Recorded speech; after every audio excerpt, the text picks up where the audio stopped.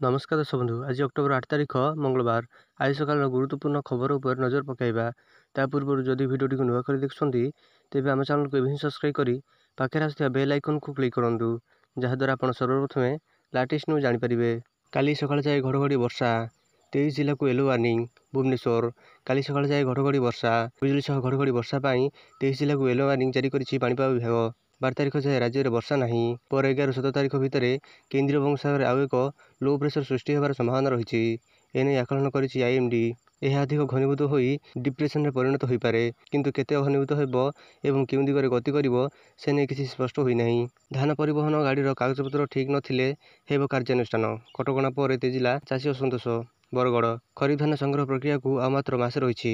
ଆସନ୍ତା ଧାନ ସଂଗ୍ରହ ପ୍ରକ୍ରିୟାରେ ନୂଆ ସରକାରଙ୍କ ପ୍ରତିଶ୍ରୁତି ମୁତାବକ ଚାଷୀମାନେ ଧାନ ଦର କ୍ୱିଣ୍ଟାଲ ପ୍ରତି 3100 ଟଙ୍କା ଲେଖାଏଁ ପାଇବେ ବୋଲି ମନରେ ଆଶା ବାନ୍ଧିଛନ୍ତି।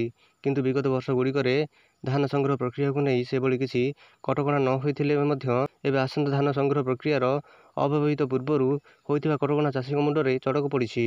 ଭିଡ଼ିଓଟିକୁ ଶେଷ ପର୍ଯ୍ୟନ୍ତ ଦେଖିଥିବାରୁ ଧନ୍ୟବାଦ।